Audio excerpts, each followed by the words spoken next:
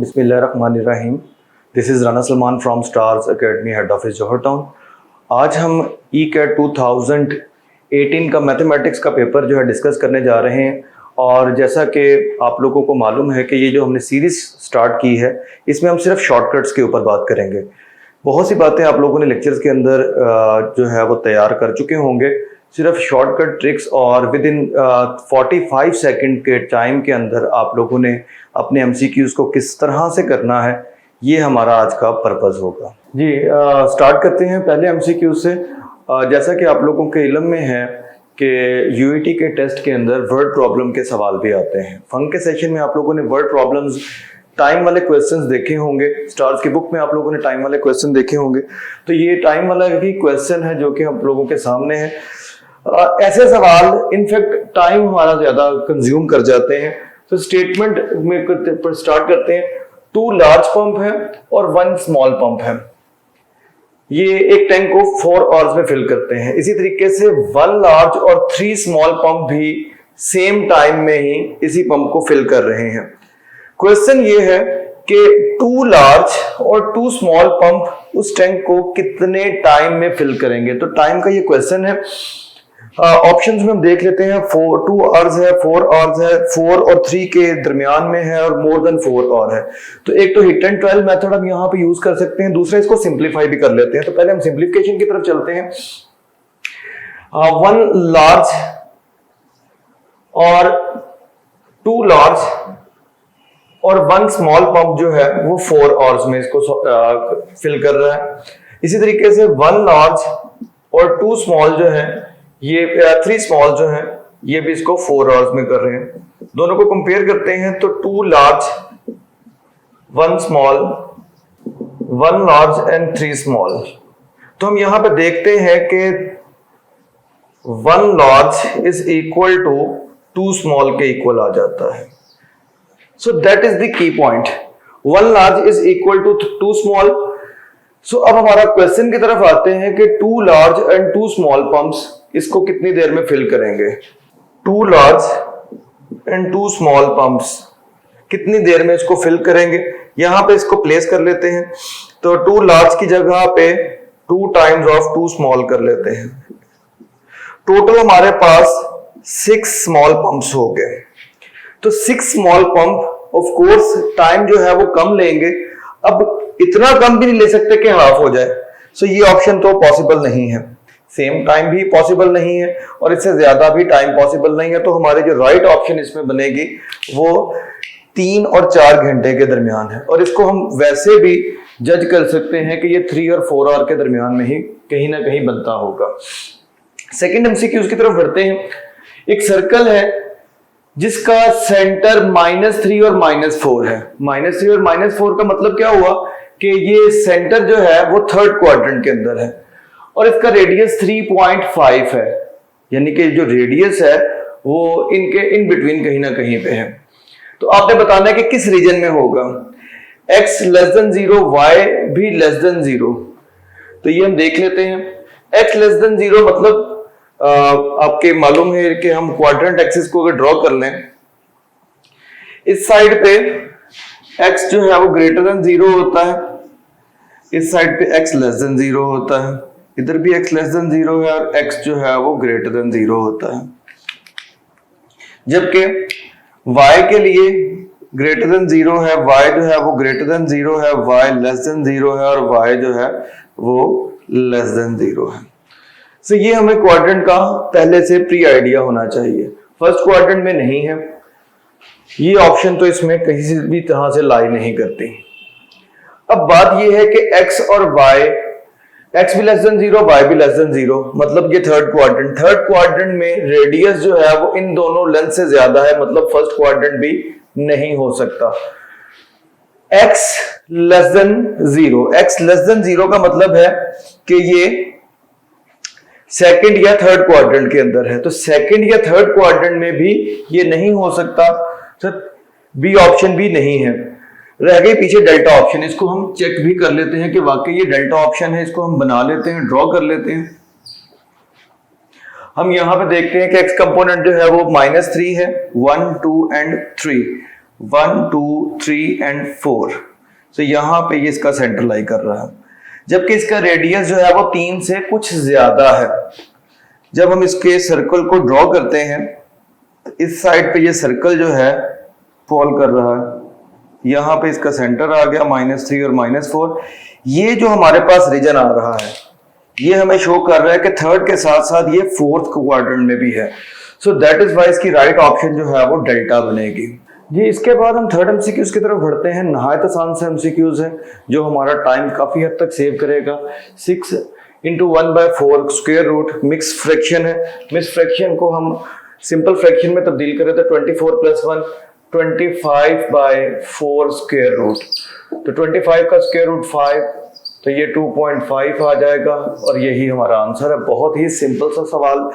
Then again word problem, again हमारा time taking question, और again हम इसको हिट एंड ट्रायल मेथड को ही फॉलो करेंगे। A car used 10 litre of fuel, अब टोटल 10 लीटर फ्यूल है और 160 किलोमीटर जो है वो इसने डिस्टेंस ट्रेवल करना है। इफ अ फ्यूल जो है इसकी एफिशिएंसी वो मोटरवे के ऊपर 20 किलोमीटर पर आवर है और सिटी रोड्स के ऊपर 10 किलोमीटर पर आवर है, यानी कि रोड्स जो है सिटी रोड्स में इसकी फ्यूल एफिशिएंसी कम हो जाती है।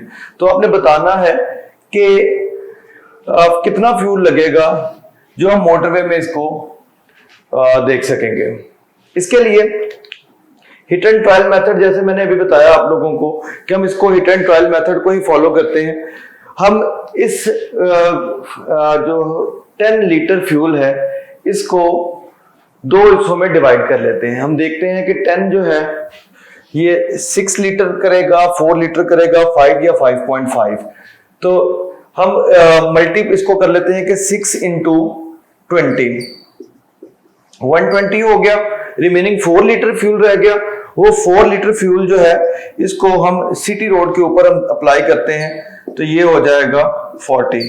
सो टोटल आंसर जो है वो 160 हो जाएगा, जो कि हमारा रिक्वायर्ड आंसर है। इसका मतलब ये है कि हमारी पहली ही ऑप्शन करेक्ट है।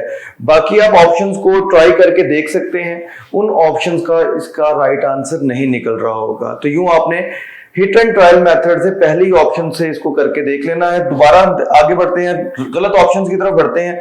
अगर 4 को मल्टीप्लाई करते हैं और 6 को मल्टीप्लाई करते हैं तो ये देखते हैं 4 80 होगा और ये 60 होगा, जो कि 120 बनता है, जो कि गलत ऑप्शन होगा। इसी तरीके से 5 और 5 को हम ट्राई कर सकते हैं, 5.5 और 4.5 को भी ट्राई कर सकते हैं, जो कि इसका राइट आंसर नहीं निकलेगा। तो नेक्स्ट है हमारा 5वां एमसीक्यूज। 5वां एमसीक्यूज में रिमाइंडर थ्योरम अप्लाई किया जाना है। आप स्टेटमेंट को पढ़ के देख सकते हैं। ये हमें फंक्शन दिया गया, डिवाइड कर रहा है x-1 पे, रिमाइंडर 2 है। अगर इसको डिवाइड किया जाए 0 के ऊपर तो रिमाइंडर जो है वो -3 है। सो क्वेश्चन है कि आपने a और b की वैल्यू बतानी है। सॉल्व भी कर सकते हैं, हिट एंड ट्रायल मेथड भी यूज कर सकते हैं। ये जो हमारा x-1 है, x-1 को 0 के बराबर रखते हैं, x की कीमत 1 आ जाएगी। इस x की कीमत को इस फंक्शन के अंदर हम पुट कर लेते हैं, फंक्शन में पुट करते हैं और रिमाइंडर की वैल्यू जो है वो according to remainder theorem 1/5 + 2 × 1/3 a × 1 + b equal to reminder है 2 के इक्वल। सो यहां से हमारे पास 1 + 2 3 हो गया, a + b इक्वल हो जाएगा, इस 3 को उठा के इक्वेशन के इस साइड पे ले जाएं तो a + b की कीमत -1 आ जाएगी। देन अगर डिवाइड किया जाए 0 पे इसी फंक्शन को, तो फंक्शन में हम 0 पुट करते हैं, 0/5 + 2 × 0/3 a × 0 और साथ b इक्वल टू रिमाइंडर इस सूरत में -3 है। तो b की कीमत जो है यहां से डायरेक्टली हमारे पास -3 आ जाएगी। इसको इधर प्लेस करते हैं तो a की कीमत जो है -1 - b -1 - × -3, तो -1 + 3 ये 2 आ जाएगा। a की कीमत 2 है और b की कीमत -3 है, तो डेल्टा इसका राइट आंसर बनेगा। देन 2 फंक्शन दिए गए हैं, 2 कर्व्स दी गई हैं, इनको इंटरसेक्शन पॉइंट निकालना है। सॉल्व करेंगे तो वो तो काफी ज्यादा टाइम टेकिंग बात है। हम इसकी आसान इक्वेशन देखते हैं। तो ये हमारे पास एक आसान इक्वेशन है और हिट एंड ट्रायल मेथड के ऊपर इन पॉइंट्स को प्लेस करके देखते हैं कि कौन सा पॉइंट सेटिस्फाई होता है। सबसे पहले हम पहले ही पॉइंट को लेते हैं और इस वाली इक्वेशन के अंदर हम सेटिस्फाई करने की कोशिश करते हैं। 2 स्क्वायर 4 होगा, 0 स्क्वायर -4, तो ये देखें पहला ही सेटिस्फाई हो गया है। देन हम ये वाला सेटिस्फाई करने की कोशिश करते हैं तो 0 स्क्वायर 0 होगा, 2 का स्क्वायर 4 और -1, तो अल्फा ही इसकी राइट आंसर होगा। अगर हम बाकी को ट्राई कर लेते हैं, 0 0 को ट्राई करते हैं तो देखें कि ये सेटिस्फाई नहीं है, ये भी 0 0 आ रहा है, ये भी सेटिस्फाई नहीं हो रहा, और यहाँ पे भी 0 0 है तो ये भी सेटिस्फाई नहीं हो रहा, तो बाकी तीनों जो हैं वो इसके सेटिस्फाइड नहीं होंगे। जी स्टूडेंट्स, नेक्स्ट जो है 7 MCQs। 7 MCQs में प्रोबेबिलिटी का क्वेश्चन है और ये मल्टीप्लिकेशन ऑफ प्रोबेबिलिटी का क्वेश्चन है। 11 बॉल्स हैं जो कि नंबर्ड हैं 1 से लेकर 11 तक। एक बॉल है जो कि रैंडमली निकाला जाता है, देखा जाता है और उसके बाद वापस पुट बैक है, यानी कि सैंपल स्पेस को पूरा कर दिया जाता है सेकंड बॉल निकालने से पहले। तो इसका मतलब है कि ये जो प्रोबेबिलिटी है ये मल्टीप्लिकेशन ऑफ प्रोबेबिलिटी और इंडिपेंडेंट प्रोबेबिलिटी का क्वेश्चन है। So probability of A intersection B का formula probability of A into probability of B को यूज किया जाना है। अब देखते हैं कि कितने बॉल हैं। 1 से 11 तक बॉल है, एक बॉल को निकाला गया और वापस सेकंड बॉल को निकालने से पहले इसको रखा गया। Even number of balls, even number of balls देखेंगे कि इवन नंबर ऑफ बॉल्स 1 से लेकर 11 तक जो इवन नंबर ऑफ बॉल्स हैं, इवन नंबर 2 4 6 8 और 10 है, यानी कि 5 बॉल ऐसे हैं जिनके ऊपर इवन नंबर्स हैं और टोटल बॉल जो है वो 11 है, तो 5/11 होगा। और दूसरी भी प्रोबेबिलिटी यही है क्योंकि यहाँ पे बोथ का वर्ड आ रहा है 5/11, तो आंसर जो है 25/121 होगा। हम आंसर्स में देख लेते हैं तो चार्ली हमारा ऐसा आंसर है जिसमें 25/121 होगा। नेक्स्ट क्वेश्चन जो है 4th चैप्टर हमारे सेकेंड ईयर की बुक से है। लाइन ए और बी परपेंडिकुलर है, मतलब स्लोप्स के दरमियान नेगेटिव रेसिप्रोकल का रिलेशन होगा। एक की स्लोप दी गई है, दूसरी की स्लोप जो है उसके दरमियान ये पॉइंट दी गई, यानी कि y2 - y1 over x2 - x1 वाला फॉर्मूला अप्लाई होना है और आपने y की कीमत निकालनी है। क्योंकि दोनों स्लोप जो है इसको m1 और इसको m2 का नाम दे देते हैं, दे आर नेगेटिव रेसिप्रोकल, यानी कि m1 × m2 जो है -1 के इक्वल है। m1 की वैल्यू जो है बेटा 5 के इक्वल है और m2 के लिए y2 - y1 यानी कि y और नीचे -5 आ जाएगा और इसके लिए y कंपोनेंट -1 है और इसका 5 आ जाएगा, इक्वल टू ये -1 के है। सिंप्लीफाई कर लेते हैं, 5 × y - 1 / -10 इक्वल टू -1 के। यहां से ये कैंसिल हो जाएगा, -2 के इधर मल्टीप्लाई कर देते हैं तो इधर आके 2 हो जाएगा। y की कीमत जो है वो 3 आ जाएगी, तो y की कीमत 3 के लिए अल्फा ही इसका राइट ऑप्शन बनेगा। ये स्टूडेंट्स, नेक्स्ट जो है वो 9th MCQs है। 9th MCQs में जो फॉर्मूला यूज किया जाएगा ये डेफिनेट इंटीग्रल का क्वेश्चन है और प्रॉब्लम ये है कि आंसर लॉग में आता है।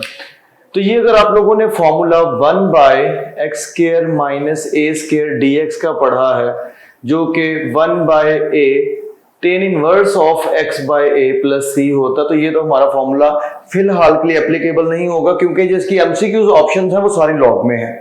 तो फिर क्या किया जाए? इसका लॉन्गर वे ये है कि हम इसको पार्शियल फ्रैक्शन के अंदर तो डील कर दें, यानी कि x² - 9 को हम चेंज कर देते हैं x - 3 और x + 3 और फिर पार्शियल फ्रैक्शन का पूरा लॉन्गर मेथड को फॉलो करते हुए लॉग के अंदर तो डील करते हैं और इसका आंसर लेते हैं। लेकिन यहाँ पे हम अगर एक ट्रिक कर लें या फॉर्मूला यूज कर लें, जो कि फॉर्मूला हमारे पास है, इसी का फॉर्मूला आप लोगों ने फॉर्मूलाज को याद करते हुए पढ़ा होगा कि इसका जो फॉर्मूला होता है 1/2a log of x - a over x + a है। अगर आप ये फॉर्मूला याद किया हो तो ये बड़ी आसानी से सवाल हमारा हल हो जाता है। तो एक्चुअली ये सवाल इसी फॉर्मूले के ऊपर है। देखिएगा किस तरीके से हम इसको तब्दील करते हैं। x² - a² dx को हमने कहा कि x6 को हम बाहर ले आते हैं और x² - 3 का स्क्वायर dx, जबकि इसकी लिमिटेशन जो है 5 से 6 तक है। तो 1 बाय 2 टाइम्स ऑफ 3, ये 2 टाइम्स ऑफ जो 3 है ये बाहर वाले 6 के साथ कैंसल आउट हो गया। Log of x minus 3 by x plus 3, और इसकी लिमिट जो है वो 5 से 6 तक है। ये बेटा देखिए कट गया, बाकी ये हमारे पास लॉग वाली बचेगी। Upper limit minus lower limit करके इसको सिंप्लीफाई कर लेते हैं। अपर लिमिट में हमारे पास 6 माइनस 3 और बटे में 6 प्लस 3 होगा, minus log of 5 minus 3 by 5 plus 3। So इसका आंसर जो है 3 बाय 9, 1 बाय 3 होगा, माइनस इसका 2 बाय 8, 2 बाय 8 होगा, जो 1 बाय 4 हो जाएगा। अब लॉग के लॉस को यूज करते हुए तो इसका आंसर जो है 4 बाय 3 होगा। सो दैट मीन इसकी राइट ऑप्शन जो है वो बीटा बनेगी। तो इस तरीके से आप लोगों ने इस फॉर्मूले को जहन में रखना है, और इस फॉर्मूले को जहन में रखते हुए आप लोगों ने इस सवाल को सिंप्लीफाई कर लेना है। ये नोट कर लीजिएगा। नेक्स्ट 10th जो एमसीक्यूज है बहुत सिंपल, बिल्कुल सादा सा एमसीक्यूज है। साइन की डेरिवेटिव करना है, पावर पहले, साइन के जो डेरिवेटिव है वो कॉस होगा, और उसके बाद डी ओवर डी एक्स जो है वो अप्लाई किया जाएगा अंडर रूट ऑफ एक्स पे। डी ओवर डी एक्स जो है बेटा अप्लाई करते हैं sine of under root x पे, जो कि तब्दील करता है cos of under root of x को। डी ओवर डी एक्स को अप्लाई करते हैं एक्स पावर 1 बाय 2 पे, पावर रूल को अप्लाई किया जाता है। पावर पहले और फंक्शन की पावर में से एक कम, 1 बाय 2 माइनस 1, तो ये बटे में आ जाएगा। सो डेल्टा इसका राइट ऑप्शन बन जाएगा। अच्छा जी, इसके बाद जल्दी से 3 एमसीक्यूज की तरफ बढ़ते हैं। Shortest distance from origin, origin के कोऑर्डिनेट आप जानते हैं 0 0 होते हैं, और डिस्टेंस फार्मूला यहाँ पे पॉइंट टू लाइन का आपने यूज करना है, ax1 plus by1 plus c by square root of a square plus b square, जबकि x1 और y1 की जगह अपने ओरिजिन के कोऑर्डिनेट 0 0 प्लेस करने हैं। तो यहाँ पे हम इसको प्लेस करते हैं, तो 2 इंटू 0 प्लस 1 इंटू 0 और माइनस 2 हो जाएगा, क्योंकि मॉड वैल्यू है तो ये माइनस फिर भी पॉजिटिव ही हो जाना, by square root of 2 square plus 1 square. तो राइट आंसर हमें देखने से आइडिया हो जाएगा कि डेल्टा इसका राइट आंसर होगा। देन एक लाइन है जो कि इसको कर्व को इंटरसेक्ट कर रही है, बताएं कि किस पॉइंट पे है। अगेन वही जैसे पहले भी सवाल में डिस्कस कर चुके, hit and trial method use करते हैं। इस लाइन के ऊपर इस पॉइंट को हम प्लेस करते हैं, x की जगह पे 0 पुट करते हैं और y की जगह पे 2 पुट करते हैं, तो देखे सेटिस्फाई होता, तो ये सेटिस्फाई नहीं हो रहा।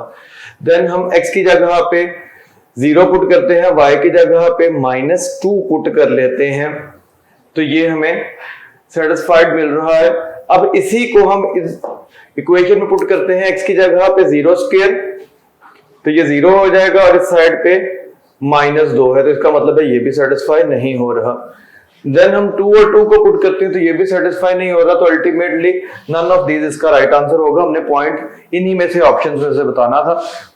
और उसके बाद नेक्स्ट हमारा फॉर्मूला है y is equal to a power x, constant power variable का फॉर्मूला होता है a power x log of a। Formula याद है तो हम इसका डेरिवेटिव नहायत आसानी से मालूम कर सकते हैं जी। इसके बाद नेक्स्ट जो है 14th एमसीक्यूज में आप देख सकते हैं वेरिएबल पावर वेरिएबल है, इसका डेरिवेटिव निकालना। वेरिएबल पावर वेरिएबल के लिए आप जानते हैं कि हमारा क्या मेथड हुआ करता है कि हम दोनों साइड पे लॉग अप्लाई करते थे, डायरेक्टली पावर रूल अप्लाई नहीं करेंगे, दोनों साइड पे लॉग अप्लाई कर दिया।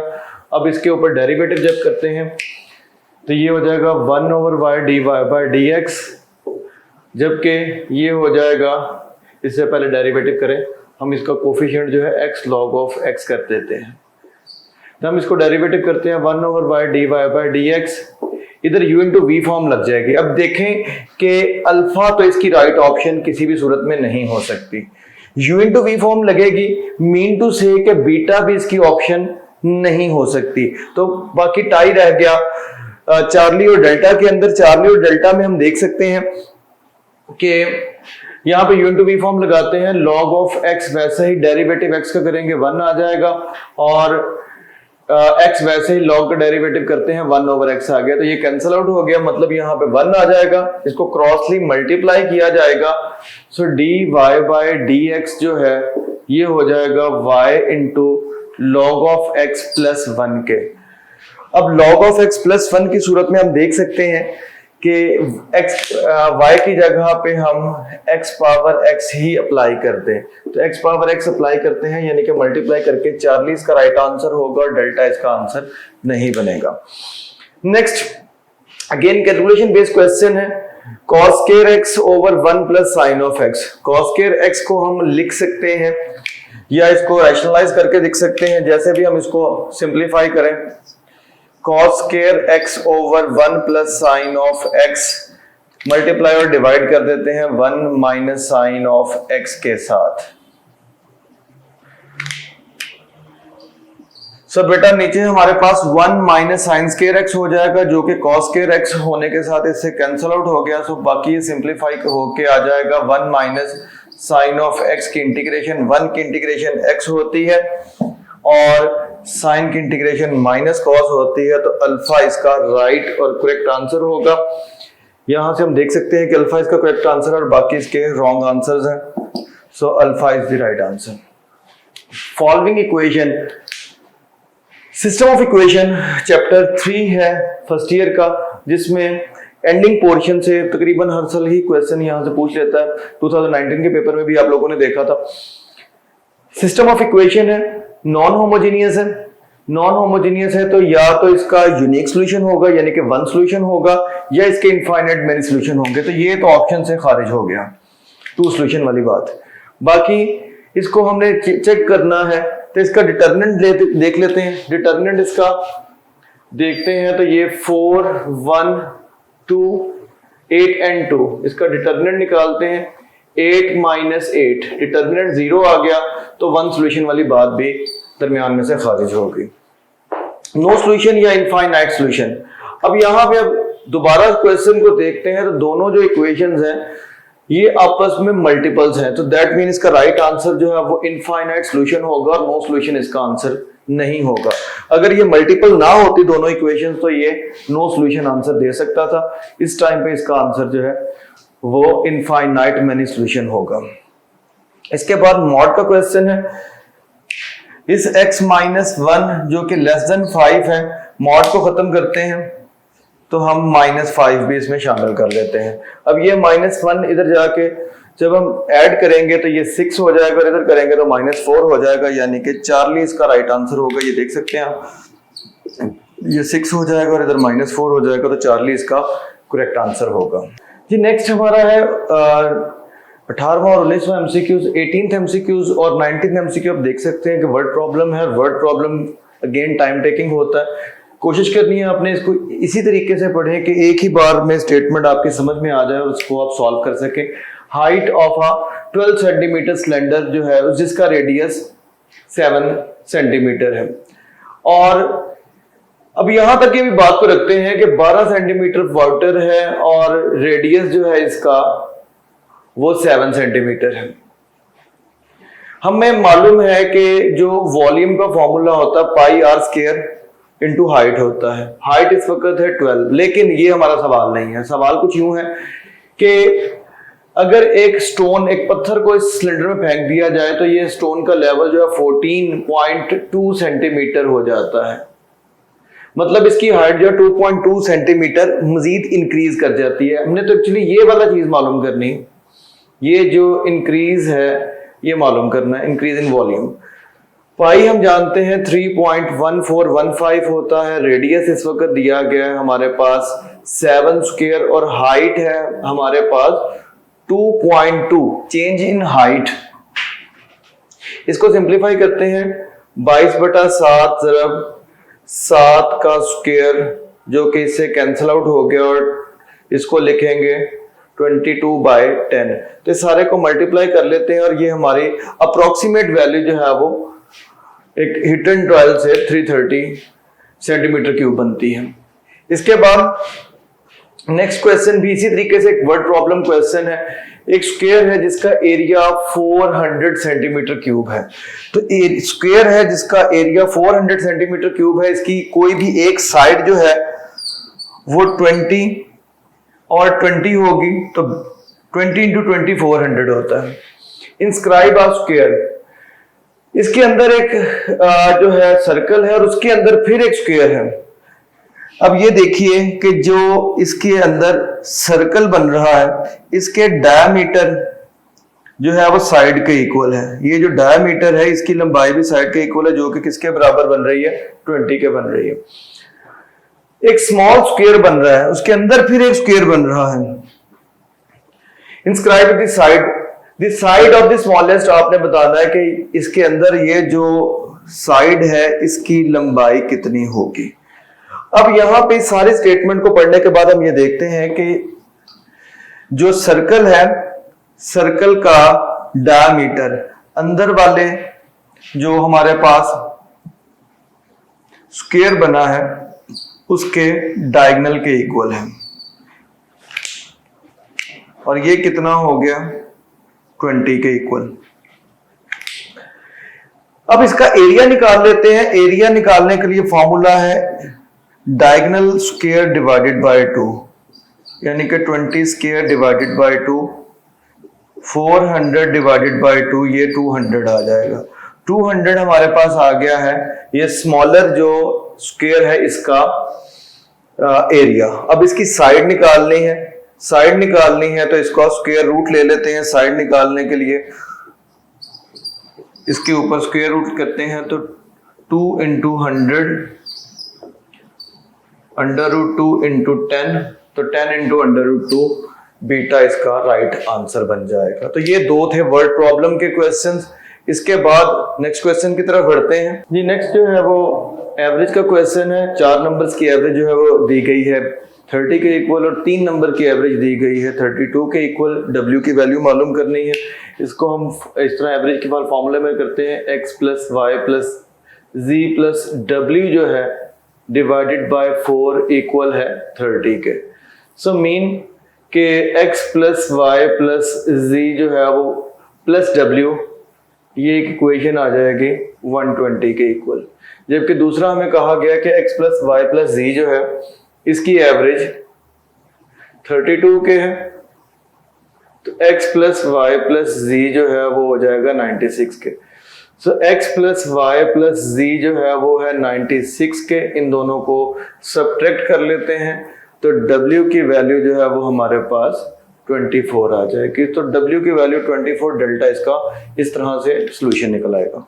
नेक्स्ट फंक्शन दिया गया है और फंक्शन की कीमत x-2 के ऊपर निकालनी है। सो सेम लाइक क्वेश्चन, हमने जहां जहां पे x लिखा है वहां पे x-2 प्लेस कर देंगे। 3 into x-2 square minus 7 into x-2 minus 5, और इसको सिंप्लीफाई कर लेंगे तो बीटा इसका राइट आंसर आ जाएगा। सिंप्लीफिकेशन का सवाल है इसलिए मैं इसको जल्दी से स्किप करता हूं। x कोई भी रियल नंबर है। कंप्लीटिंग द स्क्वायर से हमने इसका रेंज मालूम करनी है। कंप्लीटिंग द स्क्वायर इसलिए वो करवा रहा है कि ये हमें दिखाए कि ये पैराबोला, हाइपरबोला या एलिप्स में से कौन सी चीज है। तो ये कंप्लीटिंग द स्क्वायर करते हैं, और कंप्लीटिंग द स्क्वायर के बगैर भी हम इसको देख सकते हैं। कंप्लीटिंग द स्क्वायर का सिर्फ इतना सा ये काम है कि हम इसको ये देख लें कि ये अपवर्ड है, ये डाउनवर्ड है। फॉर्मूला इसके लिए जो अप्लाई किया जाना है वो होगा y जो है वो ग्रेटर देन इक्वल टू है जी। यहाँ पैराबोला की बात हो रही है तो इसका कंप्लीटिंग द स्क्वायर किए बिना भी हम इसको सिर्फ ये देख लेते हैं कि चूंकि इसका कोफिशिएंट पॉजिटिव है तो y greater than equal to b square c minus b square by 4a। इसमें हम प्लेस करते हैं c की कीमत को, जो कि 9 माइनस b है minus 4 square divided by 4 times of 1, तो 9 माइनस 16 बाय 4, ये आ जाएगा 5 के इक्वल। y ग्रेटर देन 5 है, मतलब 5 और माइनस इन्फिनिटी, पॉजिटिव इन्फिनिटी के दरमियान इसका जवाब होगा। अच्छा जी, इसके बाद 23rd एमसीक्यूज।